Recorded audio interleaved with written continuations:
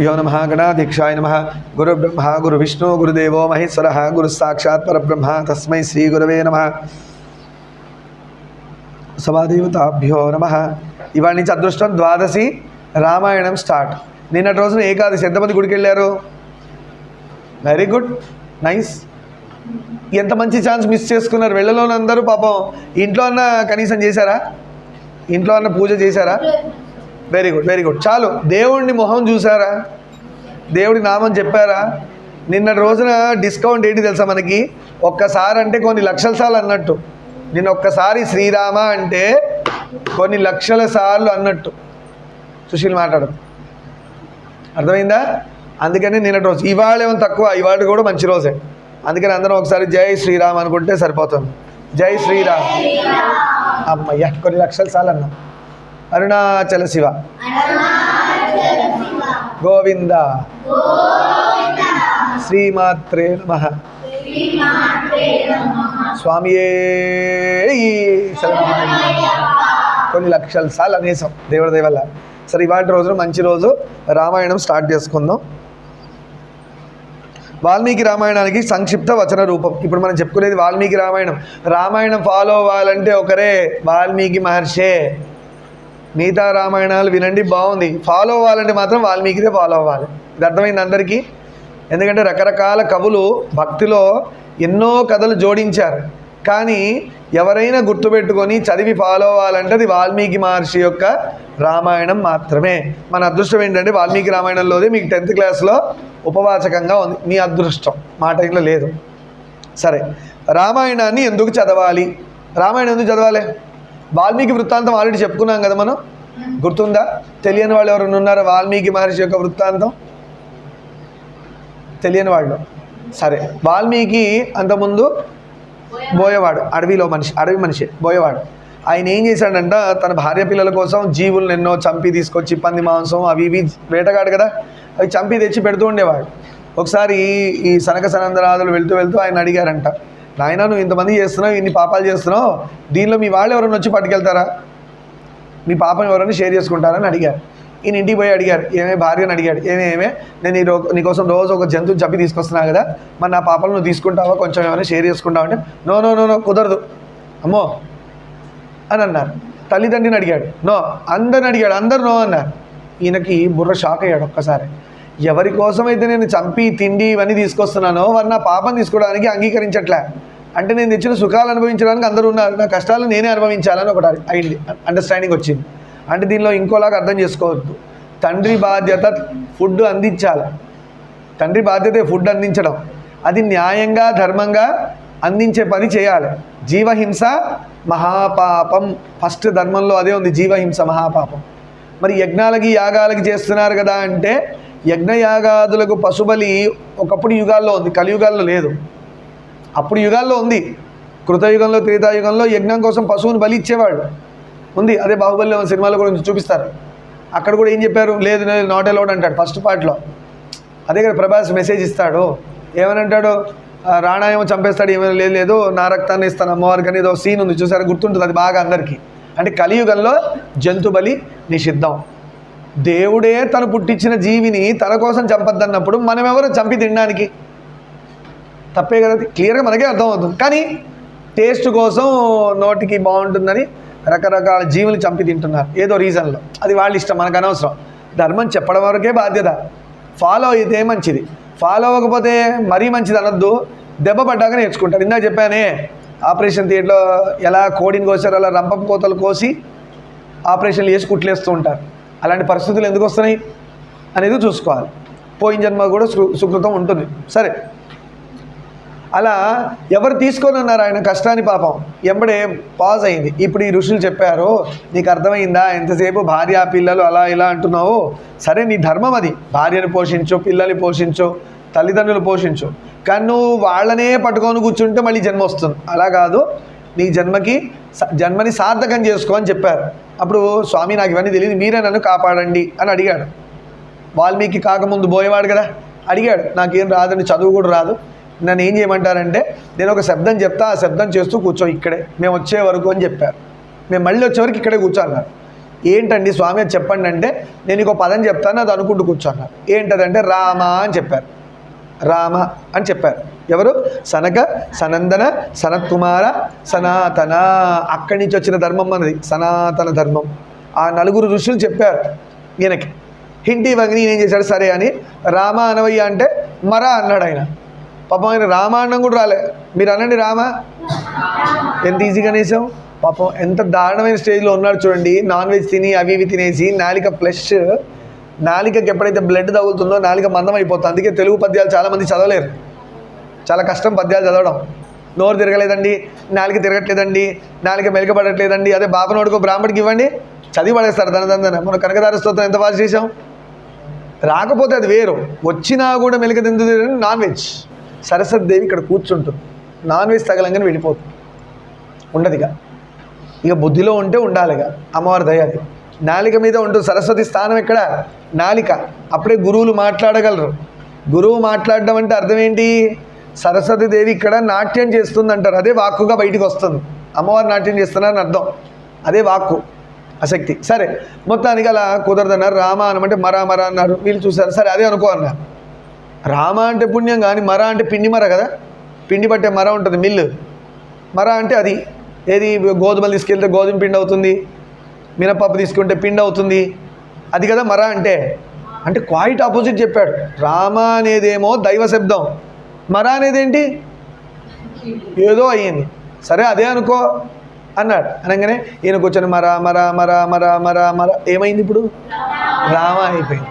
అలా ఆయన గ్రేట్నెస్ చూడండి. ఇది రావాలి మనందరికీ ఏం రావాలంటే, గురువు ఒక మాట చెప్పాడా చేసి తీరాల్సిందే. ఈయన ఏమనుకున్నాడు, పోయేవాడు వాల్మీకి అవ్వాలి. అప్పటికి ఇంకా ఈ నలుగురు గురువులు అయ్యారు. గురువు ఇది చెప్పాడు అంతే, అదే నేను కాపాడుతుంది, అదే నేను రక్షిస్తుంది అని చెప్పారు ఆయనకి. రామ అని చెప్తే మర అంటే ఆ మర అనే శబ్దం నేను కాపాడుతుందని చెప్పి వెళ్ళిపోయారు. వాళ్ళు చెప్పారు కదా, వాళ్ళు గొప్పవాళ్ళు అంతే. గురువులు నాకు గురువు చెప్పిన పని చేస్తా అన్నారు. గొప్పతనం ఏంటంటే, ఒక భక్త కన్నప్ప బోయవాడు, ఒక వాల్మీకి, అది అడవిలో దొంగ కావచ్చు, లేదంటే బోయవాడు కావచ్చు, ఏదైనా కావచ్చు, అస్సలు చదువు జ్ఞానం లేని వాళ్ళు ఎంత గొప్ప భక్తులు అయ్యారు ఒకసారి ఆలోచన చేయండి. భక్త కన్నప్ప ఎంత గొప్ప భక్తుడు, అవునా కదా? కన్ను తీసి ఇచ్చేశాడు శివుడి కోసం. మరి వాళ్ళకి శివుడు ప్రత్యక్షమయ్యాడు, రాముడు ఇక్కడ ప్రత్యక్షమయ్యాడు ఈయనకి, వాల్మీకి. హనుమంతుల వారు ప్రత్యక్షమయ్యారు తులసీదాస్కి. ఎక్కడుంది? వాళ్ళు పట్టుకోవడంలో ఉంది. గురువు చెప్పింది పట్టుకున్నారు, అది చెయ్యడంలో ఉంటుంది గొప్పతనం. అందుకు మీరు అది పట్టుకోవాలి. రోజు రామ రామ, మనం రామ అనుకుంటే శ్రీరామ అనాలి. ఎందుకంటే మనందరం గృహస్థులకు సంబంధించింది కాబట్టి సీతతో కూడిన రాముడిని పూజ చేయాలి. శ్రీరామ అనుకోవాలి. శ్రీ అంటే సీతమ్మ, రామశబ్దం రాముడు. అర్థమైందా? అలా శ్రీరామ శ్రీరామ శ్రీరామ వీలైనప్పుడు అంటుంటే వాల్మీకి కంటే గొప్పవాళ్ళం అయిపోతాం. ఎందుకంటే మనమైతే రామానే అంటాం, మరా అయితే అనం కదా, అంటామా? మరి వాల్మీకి కంటే మనం రామాని రామ అనగలం, మరా అనట్లేదంటే వాల్మీకి కంటే గొప్పవాళ్ళు మనం అవ్వచ్చా లేదా? ఇప్పుడైతే గొప్పగానే ఉన్నాం కదా. ఆయనలాగా అయితే అడవులకు పోయి కొట్టుకొని తినట్లేదు కదా, మంచి బట్టలు వేసుకుంటాం, మంచి చదువు చదువుకుంటున్నారు. అంటే మనందరికీ వాల్మీకి కంటే గొప్ప ఛాన్స్ ఉంది, కానీ మనం యూటిలైజ్ చేసుకోవట్లేదు. ఎందువల్ల? గురువు చెప్పిన మాట వినకపోవడం వల్ల. ఆయన బ్లైండ్కి ఇలా కూర్చొని మరా మరా మరా మరా అంటున్నాడు. కొన్ని సంవత్సరాలు గడిచిపోయినా తెలియదు ఆయనకి. భార్య పిల్లలు వచ్చారు, రండి ఇంటికి పోదామన్నారు, రాలే. అమ్మ నాన్న వచ్చారు, రానన్నాడు. మా గురుగారికి చెప్పారు, ఇది చేస్తే మనందరికీ మంచిదంట, నా వల్ల మీకు కూడా మంచిది అవుతుందంట అని చెప్పాడు. ఇంకా మళ్ళీ వస్తే విసుక్కున్నాడు ఇక, ఆ భయానికైనా రారని. ఈసారి మళ్ళీ వస్తే చంపేస్తా అన్నాడు. నీళ్ళ శబ్దం ఏంటి చూడు ఇక్కడ, నీళ్ళ శబ్దం. మళ్ళీ వస్తే చంపేస్తా అని బెదిరించాడు. ఇప్పుడు ఇంకా రారు కదా, ఎవరు డిస్టర్బ్ చేయరు. అలా కూర్చొని మరా మరా మరా మరా మరా అంటున్నాడు. ఆయన మీద పుట్టలు వచ్చేసాయి, చీమలు పుట్టలు కట్టేసాయి. ఎప్పుడైనా ఒక మనిషి కదలకుండా కూర్చుంటే ఫస్ట్ వచ్చేది ఏంటంటే చీమ. ఫస్ట్ వచ్చి కింద కుడుతుంది. వీడు కదలలేదనుకో మెల్లగా మీదకి ఎక్కుతుంది, అన్నీ చెక్ చేస్తుంది, ఈ బాడీ కదలదా. దానికి తెలుసు టెంపరేచర్ ఉంది, ఇలా ఉంది అంటే. దానికి అదే మనిషి గొప్ప అనుకుంటారు. మనిషి కంటే వేరే జీవులు చాలా గొప్ప. ఒక గబ్బిలో రాత్రి చూడగలదు, అవునా? ఒక పిల్లి చూడగలదు రాత్రి పూట, మనం చూడగలమా? మనకు ఉన్నది ఒకటే అంటే వాక్కు, బుద్ధి. ఈ రెండే మనం గొప్ప అనుకుంటాం, కానీ ఈ రెండింటితోనే మనిషి శత్రువై కొట్టుకొని చస్తున్నాడు. వాకుతో ఏదో పడితే అది వాగుతాడు, బుద్ధి ఆలోచించి చంపుతాడు. మనిషికి ఉన్న బెస్ట్ వెపన్స్ వాడికి డిజాస్టర్, వాడికి పాయిజన్లా తయారైనాయి. కానీ వేరే జీవులు అలా చేయట్లేదు. ఒక గబ్బిలం, దానికి ఉన్న లక్షణం రాత్రిపూట తిరిగి ఆహారం పట్టడం, పొద్దునెళ్ళి పడుకోవడం, మళ్ళీ రాత్రి లేచి డ్యూటీ చేయడం, ఇంతే. ఏ జీవి దాని ధర్మాన్ని తప్పలే. ఒక మనిషి మాత్రమే జీవి తన ధర్మాన్ని తప్పిపోతున్నాడు కాబట్టి కష్టాలు వస్తున్నాయి. అలా ఆయన మరామరా అంటే పుట్టలు వచ్చేసాయి, చీమల పుట్టలు. ఆ చీమల పుట్టలో పాములు చేరినాయి, అయినా కూడా కదల్లా. అర్థమైందా? ఇలా పెరిగి పెరిగి పెరిగి కొన్ని సంవత్సరాలు అయ్యాక ఈ నలుగురు వెనకాలకు వస్తున్నారు. ఎవరు? సనక, సనందన, సనత్ కుమార, సనాతన. ఈ నలుగురు తిరుగు ప్రయాణం వస్తూ వస్తూ చూడంగానే ఆ ప్లేస్ అంతా పుట్టలు నిండిపోయి గొప్ప వెలుగు వస్తుంది. ఆ పుట్టలో ఉన్న హోల్స్లోంచి వెలుగు బయటికి కొడుతుంది.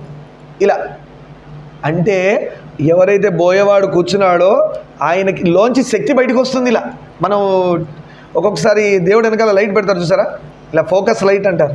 ముందు కాదు, మొహం మీదకి వెనక నుంచి పెడితే లైట్ కనబడదు, కానీ వెనక మాత్రం వెలుతురు కనబడుతుంటారు. ఇది అమ్మవారికి ఉంది అక్కడ, అమ్మవారి తలకాయ వెనకాల నుంచి చూడండి. వినాయకుడికి ఉంది చూసారా, అది ఫోకస్. అది మనకు కూడా వస్తుంది, ఎప్పుడు నమ్మి చేస్తే వస్తుంది. దాని ఫేస్లో కళ ఉంది అంటారు. గురువుల ఫేస్లో ఆ కళ ఉంటుంది. గురు ఫేస్లో ఎందుకుంటుంది? ఆయన ధర్మం మాట్లాడతాడు, ఆయన రోజు దైవనామం చేస్తాడు. మీరు కావాలంటే చూడండి, మామూలుగా ఉన్నప్పుడు ఒకలా ఉంటాం. అయ్యప్ప దీక్ష చేసుకొని చూడండి, అసలు డిఫరెంట్ ఉంటారు మనుషులు. అయ్యప్ప దీక్షలో సుందరకాండ దీక్ష చేయండి, 41 రోజులు వేరే మనుషులు. వినాయక చవితికి 11 రోజులు చేస్తారు, 10 రోజులు చేస్తారు దీక్షగా ఉండి, నాన్ వెజ్ తినకుండా నిష్ఠగా స్వామి దగ్గర ఉంటారు. ఎంత బాగుంటారు? దుర్గా నవరాత్రులు చేస్తారు, ఎంత బాగుంటారు? ఆ మనిషిలో అమ్మవారు కనబడుతూ ఉంటుంది. ఆ ఫేస్లో చూడంగానే అమ్మవారు గుర్తొస్తుంటారు. ఇది ఎక్కడి నుంచి వచ్చింది? దీక్ష అయిపోగానే ఏమవుతుంది? సిస్టమ్ మార్చాడు, పోయింది. అంటే మనం ఆ సిస్టంలో ఉంటే ఎప్పుడు అలానే ఉండొచ్చు అనేది ఒకటైతే తెలిసింది కదా. కానీ మనం ఉండగలమా? కుదరదు. కుదిరేటట్టు చేసుకోవాలి మెల్లగా. దాని ప్రయత్నమే ఇది కూడా. అలా పుట్టలోంచి వెలుగు రావడం స్టార్ట్ అయింది. వీళ్ళు షాక్ అయ్యారు, వీళ్ళే మర్చిపోయారు యాక్చువల్ చెప్పిన సంగతి. అని మర్చిపోయారంటే మనకు అలా వాళ్ళకి తెలియంది ఏంటి? వాళ్ళ కారణ జన్ములు. వాల్మీకిని, బోయవాడిని వాల్మీకిగా మార్చి రామాయణం రచించేటట్టు చేసిందే వీళ్ళు. వీళ్ళకి ఎవరి ఆజ్ఞ? బ్రహ్మదేవుడు ఆజ్ఞ ఇలా చేయమని. సో మొత్తానికి ఆ వాల్మీకి ఇంకా పెట్టలేదు పేరు, బోయవాడే. వెళ్ళారు, పుట్టలను చూస్తే గడ్డాలు జుట్టు విరిగిపోయి ఘోరమైన తపస్సులోన ఈయన కనపడ్డాడు, బోయవాడు. గుర్తొచ్చింది. అంటే ఓహో మనం వెళ్ళేటప్పుడు ఇప్పుడు మరా కాస్త ఏమైంది? రామ్ రామ్. ఒకసారి అందరూ అనండి, ఆ శబ్దం ఎంత బాగుంటుంది చూడండి. రామ్ రామ్ రామ్ రామ్ రామ్ రామ్ రామ్ రామ్. ఆ వైబ్రేషన్ తెలుస్తున్నాయి బాడీలో. వేరే మాటలు మాట్లాడండి, బాడీలో వైబ్రేషన్ రాదు. బాడీ ఇలా వైబ్రేట్ అవుతుంటుంది రామ్ అన్నప్పుడు. హనుమంతుల వారికి కొన్ని సెకండ్లో కొన్ని కోట్ల సార్లు రామనామం చేస్తారు హనుమంతుల వారు. హనుమంతుల వారు ఒక్క సెకండ్లో కొన్ని క్రోర్స్ ఆఫ్ రామ్ అంటారు. ఎలా అంటారు? How is it possible? How is it possible? వాళ్ళకి తెలిసిన వాళ్ళు కామ్గా ఉండండి, తెలియని వాళ్ళు ఎవరైనా ట్రై చేస్తారేమో. మనం ఒక్క సెకండ్కి ఒక్కసారి రామ్ అంటున్నాం. హనుమంతుల వారు ఎలా అంటున్నారంటే ఆ రామశబ్దం వైబ్రేట్ అయ్యి ఆయన వెంట్రుకలు కూడా రామ్ అంటాయంట. ఆ వైబ్రేషన్కి రామ్ అని ఇలా బయటికి వస్తుంది హనుమంతుల వారు అంటుంటే. ఎన్ని వెంట్రుకలు ఉంటాయి నాన్న? తెలియదు. అందుకు 1,000,000 సార్ అంటారు. లెక్క పెట్టలేని కోటి. లెక్క పెడితే ఇంకేముంది? అమ్మ ఎన్ని ఉన్నారంటే 1,000,000 ఉండొచ్చు అంటారు.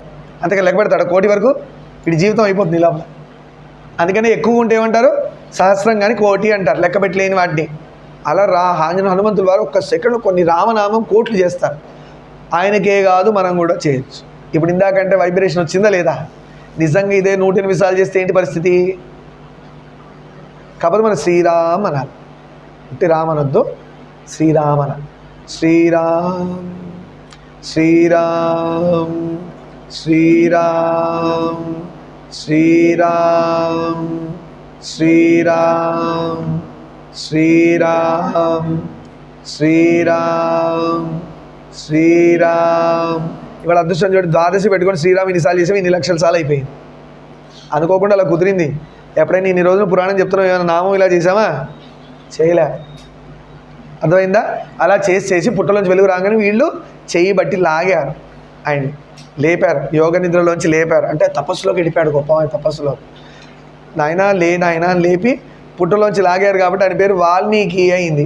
ఈరోజు నిన్ను వాల్మీకి అంటారని లాగారు. అంటే పుట్టలోంచి బయటికి వచ్చిన దాని అర్థం, పుట్టలోంచి బయటికి వచ్చిన వాడా అని అర్థం.